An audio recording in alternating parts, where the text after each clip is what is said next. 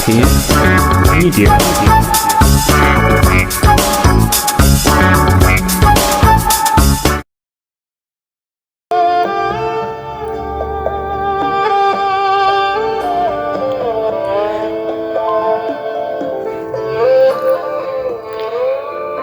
የመናኝ ጉዞ ድርሰት ከዮሐንስ ብንያን የተጻፈ። ዝግጅት መካነ ኢየሱስ ስነ ጽሑፍ ክፍል። ተራኪ አንዱዓለም አክሊሉ።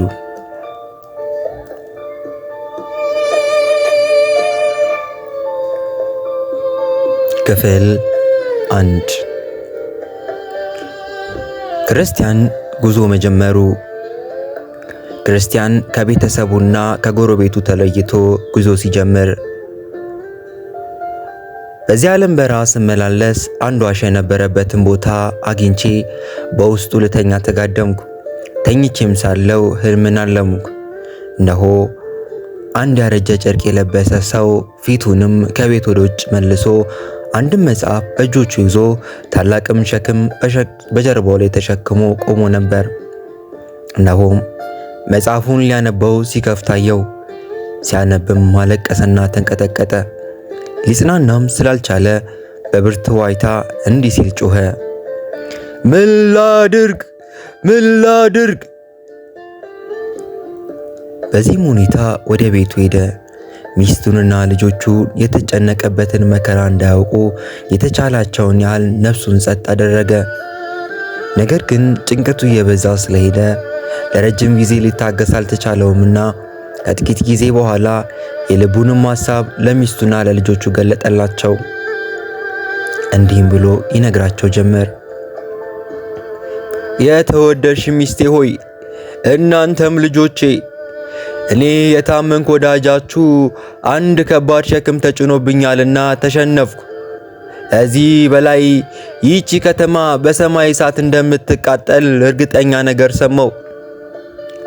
እኔ አንቺ ሚስቴ እናንተም ልጆቼ የምንድንበት አንዳች መንገድ ካልተገኘ በዚህ በሚያስፈራ ጥፋት እንጠፋለን። ልንድንበት የምንችለው አንዳች መንገድ እስካሁን ድረስ ለኔ አልታየኝም። ዘመዶቹም ይህንን በሰሙ ጊዜ እርሱ ያላቸውን ነገር ሳያምኑ አንዳች ራሱን የሚያሾር በሽታ እንደያዘ መስሏቸው በጣም ደነገጡ። ሲመሽም እንቅልፍ አንጎሉን እንዲያሳርፍ ተስፋ አድርገው ፈጥነው ወደ አልጋው ወሰዱት። ነገር ግን ሌሊቱን ሁሉ በጭንቀት እንደ ቀኑ ጭንቀት ስለነበረ ሌሊቱን ከእንቅልፍ በማሳለፍ ፈንታ በመጨነቅና በእንባ አሳለፈው። ሲነጋም እንደምን አደርክ ብለው በጠየቁት ጊዜ እርሱም ብሶብኛል ብሎ መለሰላቸው። እንደገናም ይነግራቸው ጀመር። እነርሱ ግን ልባቸውን አደነደኑና የእርሱን በሽታ በመገሰጽና በማስፈራራት ለማስወገድ አሰቡ። አንዳንድ ጊዜም ይሰድቡት ነበር፣ አንዳንድ ጊዜም ደግሞ ፍጹም ይንቁት ነበር። እርሱ ግን ብቻውን በእልፍኝ ውስጥ ተቀመጠ። ስለ እርሱና ስላየው መከራ ይጸልይና ያለቅስም ነበር። ደግሞም አንዳንድ ጊዜ እያነበበ አንዳንድ ጊዜም እየጸለየ በሜዳ ይመላለስ ነበር። እንዲህም እያደረገ አያሌ ቀኖች አለፈ።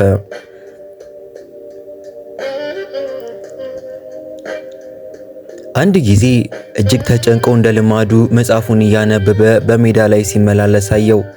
ሲያነብ የነበረበት ቀድሞ እንዳደረገው እንዲህ ሲል ጮኸ፣ ምን ላድርግ? ምን ላድርግ ድን ዘንድ ምን ላድርግ? ደሞም ሊሸሽ የፈለገ መስሎ ወዲና ወዲያ ሲመለከት አየው። ነገር ግን ለእኔ እንደመሰለኝ ሊሄድ የሚገባበት መንገድ የት እንደሆነ ስላላወቀ ዝም ብሎ ቆመ። በዚያን ጊዜ አንድ ወንጌላዊ የተባለ ሰው ወደ እርሱ ሲመጣ አየው። ሰውየውም ለምን ትጮኻለህ ብሎ ሲጠይቀው ሰማው። እርሱም እንዲህ ሲል መለሰ፣ ጌታዬ ሆይ፣ እኔ በእጄ ካለው መጽሐፍ ሳነብ ሞት እንደሚገባኝ ተረዳው። ከዚያም ወዲያ ወደ ኋለኛው ፍርድ እንደምደርስ አውቃለሁ። እኔ ግን ለፊተኛው ፊት ፍርድ ፈቃደኛ አይደለሁም፣ የኋለኛውም ደግሞ አልተዘጋጀውም። ወንጌላዊውም አለው፣ ይህ ሁሉ ሕይወት መከራ ያለበት ከሆነ ለምን መሞትን አትወድም? ሰውየውም ግን እንዲህ ሲል መለሰ፣ ይህ ከጀርባዬ ላይ ያለው ሸክም ከመቃብር ወደሚጠልቅ ስፍራ እንደሚያወስደኝና ወደ ሲኦል እንዳልወድቅ ስለምፈራ ነው። አሁን ጌታዬ ሆይ ወደ ግዞት ለመግባት የተዘጋጀው ካልሆንኩ ወደ ፍርድ ወዲያም ወደ ቅጣት ስፍራ መሄድ እንዴት አድርጌ እችላለሁ? ወንጌላዊውም ሁኔታው እንዲህ ከሆነ ለምን ትቆማለህ ብሎ ጠየቀው። እርሱም ወዴት ልሸሽ እንደሚገባኝ ስለማላውቅ ነው ብሎ መለሰ። በዚያን ጊዜ ወንጌላዊውም ጽሑፍ ያለበትን አንድ የተጠቀለለ ብራና ለሰውየው ሰጠው። ያም ጽሑፍ እንዲህ የሚል ተጽፎበት ነበር፣ ከሚመጣው ቁጣ ሽሹ የሚል ቃል በጉልህ ተጽፎበት ነበር። ሰውየውም እነዚህን ቃላቶች ባነበበ ጊዜ በጥንቃቄ ወንጌላዊውን እየተመለከተ ወዴት ልሽሽ ብሎ ጠየቀው። ወንጌላዊውም ወደ አንድ በጣም ሰፊ ወደሆነ ሜዳ በጣቱ ያመለከተ እዚያ ማዶ ያለች ደጅ ትታያለች ብሎ ጠየቀው።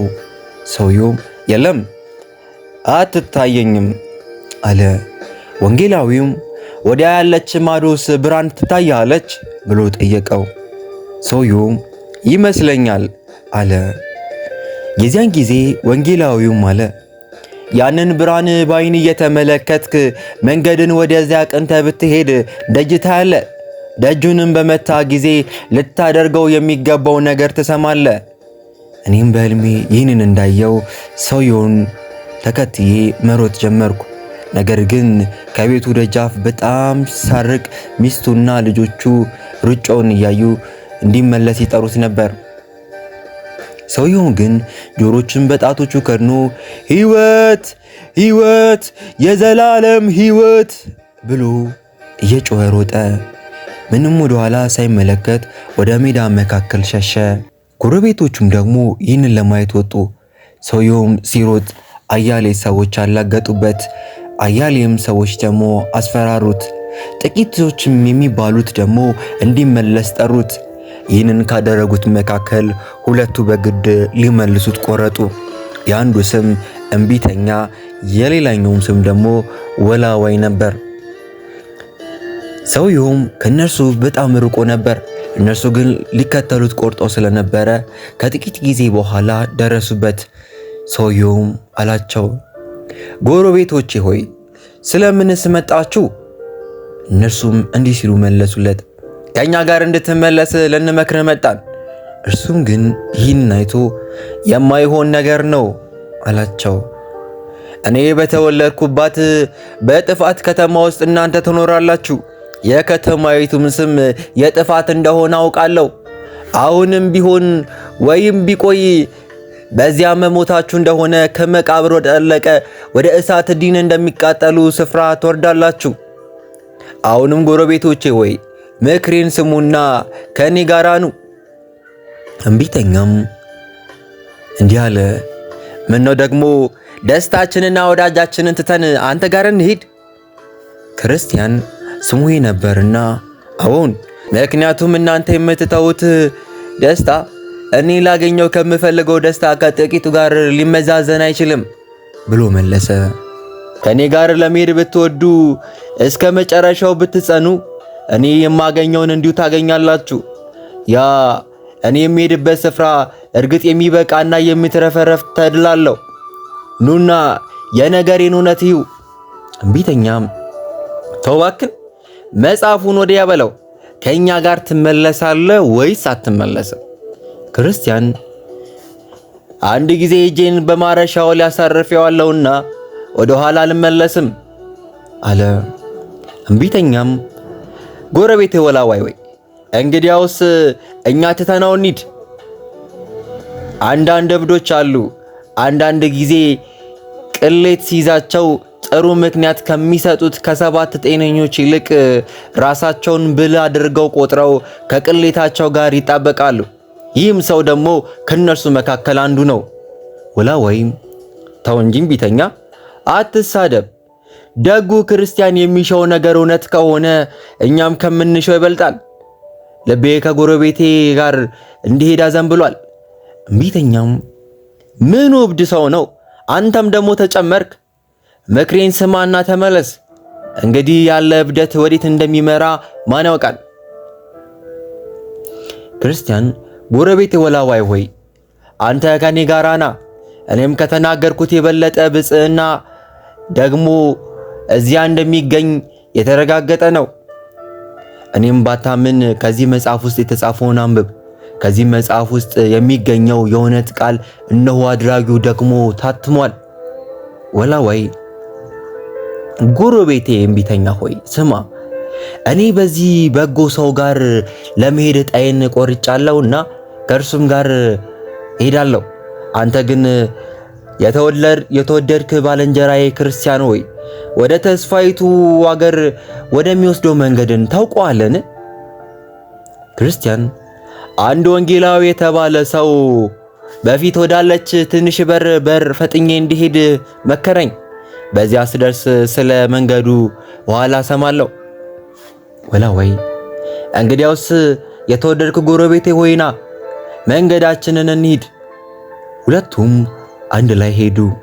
እምቢልተኛም እኔ ተመልሼ ወደ ቤት ሄዳለሁ እንጂ እንደዚህ በስህተት ከሚመሩ ቂሎች ጋር አንድ ሆኜ አልሄድም። እኔም በሕልሜ እንዳየው እምቢተኛ ወደ ኋላ ከተመለሰ በኋላ ክርስቲያንና ወላዋይ በትልቁ ሜዳ ላይ እየተጫወቱ ሄዱ። ጫወታቸውም እንዲህ ነበር። ክርስቲያን ጎረቤቴ ወላዋይ ሆይ እንደምን ቶሎ ብለ እኔን ለመከተል እንዲህ በፍቃድ ደስተኛ ነኝ። ለእኔ የተሰማኝን የወደፊትን የሚገልጸውን ኃይልና ድንጋጼ እንዲህ እምቢተኛ እንኳን ወዲህ በቶሎ ጀርባውን ባልሰጠ ነበረ። አሁን ጎረቤቴ ክርስቲያን ሆይ አሁን ብቻችንን ነንና የምንፈልጋቸው ነገሮች የትኞቹ እንደሆኑ እንዴት እንደምናገኛቸው ንገረኝ። ክርስቲያን በውስጤ እንዳሉት እንዴት አድርጌ ልገልጽልን እንደምችል አላውቅም። አንተ ግን እንዴት እንደሆኑ ለመስማት ከፈለክ ከመጽሐፉ ስለነርሱ አነብልሃለሁ። ወላዋይ መጽሐፍ ውስጥ ያሉት ቃላቶች እርግጥ እውነተኛ ይመስሉሃልን? ክርስቲያን በእውነት አምናለሁ። የዚህ አድራጊ ውሸትን አይናገርም። ወላዋይም መልካም፣ መጽሐፉ ነገርስ እንዴት ነው? ክርስቲያን ፍጻሜ የሌላት ወደር የሌላት መንግስት አለች። በዚያች መንግስት ለዘላለም እንድንኖር ዘንድ ለኛ የሚሰጠን የዘላለም ሕይወት አለ። ወላዋይ መልካም፣ ሌላሳ? ከዚያ ጽድቅና ዘውዶች ይሰጡናል። እንዲሁ በሰማይም ጠፈር በላይ ፀሐይን የሚያበራ የምንለብሰው ልብስ ይሰጠናል። ወላዋይ ይህስ በጣም ድንቅ የሆነ ነገር ነው። ሌላሳ ንገረኝ፣ ሌላሳ? ክርስቲያን ከዚያ የአገሩ ጌታ እንባችንን ሁሉ ከዓይናችን ያብሳል። ለቅሶና ሐዘን በዚያ የለም። ወላዋይ በዚያ ባልንጀሮቻችን ታዲያ እነማን ይሆናሉ? ክርስቲያን ለተመለከታቸው በዓይን ላይ የሚያንጸባርቁ ሱራፌልና ኪሩቤል ባልንጀሮቻችን ይሆናሉ። ከእኛም በፊት ያለፉት አእላፋት በዚያ እናያቸዋለን። እነሱም ፍቅር የሞላባቸው ቅዱሳን ናቸው። አንዳች ተንኮል አያስቡም።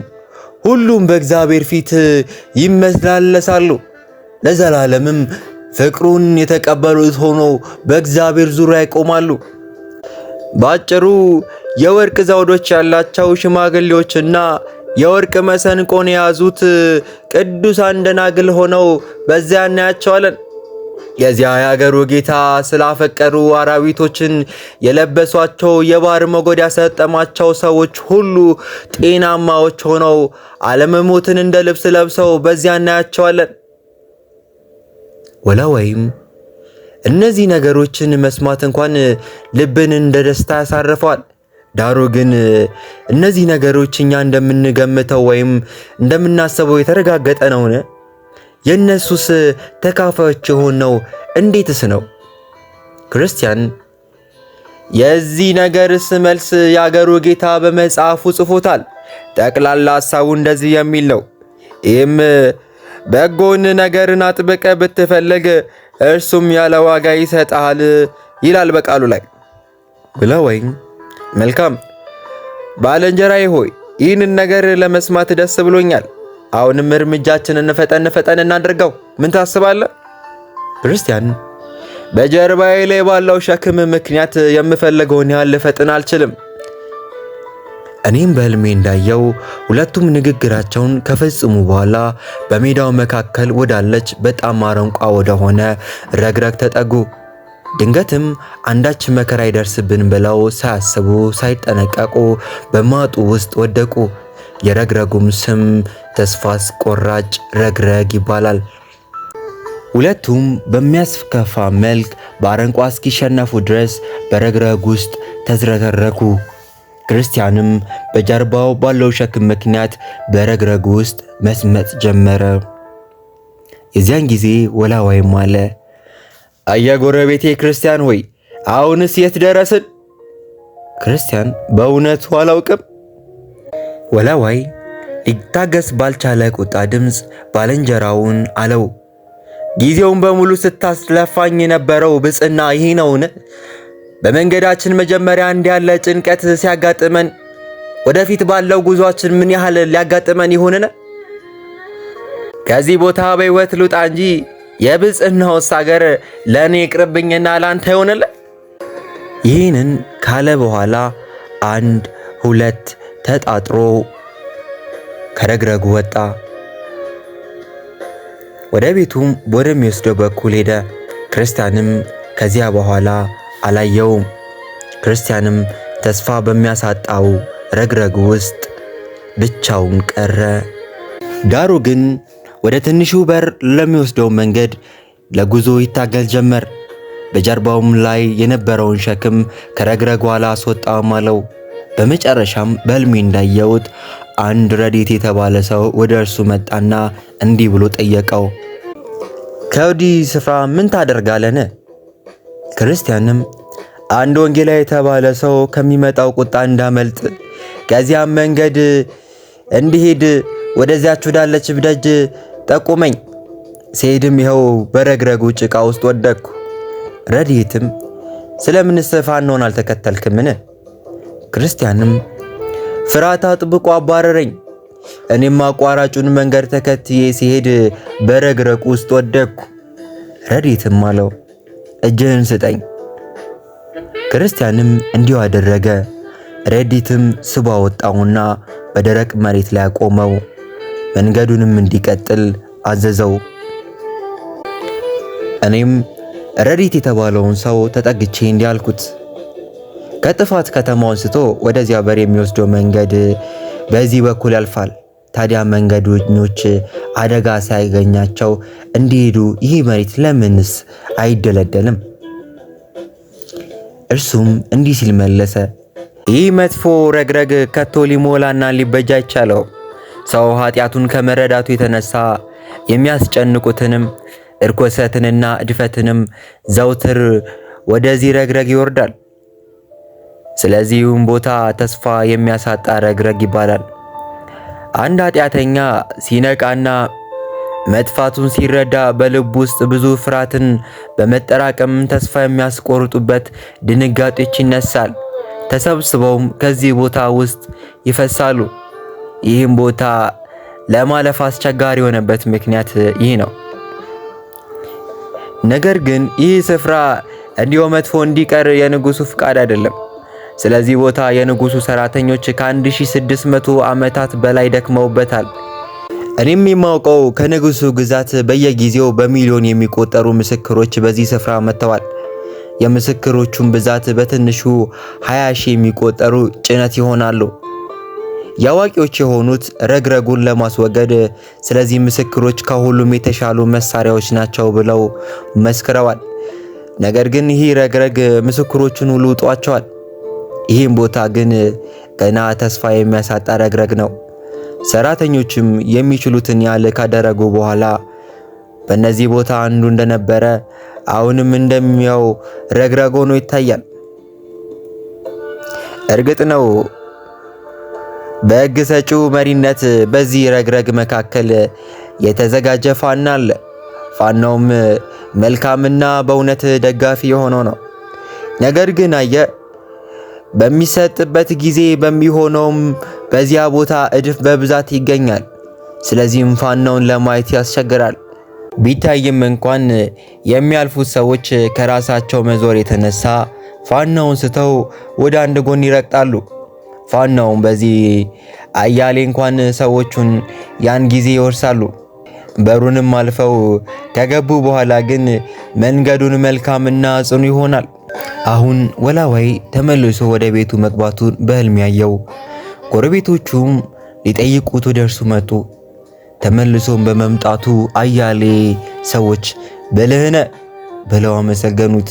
ሌሎቹም ደግሞ ራስን አደጋ ላይ ለመጣልና ከክርስቲያን ጋር ለመሄድ በማሰብ እብድ ነህ አሉት። አያሌ ሰዎችም ፈሪ መሆኑን በዛውም አላገጡበት። የዚያን ጊዜ እንዲህም አሉት፣ እኔ አንተን ብሆን ደፍሬ ከተነሳው በኋላ እንዲህ ያለ ተስፋ ቆርጬ በትንሽ ነገር አልመለስም ነበር። ወላዋይም አፍሮ ተቀምጦ ነበር። በመጨረሻም ግን ድፍረት በማግኘቱ ሰዎችን ሁሉ አንድ ላይ ንግግራቸውን ለወጡበት። ምስኪን ክርስቲያን ያላገጡበት ጀመር። ስለ ወላዋይ የተባለው በዚህ ይበቃል።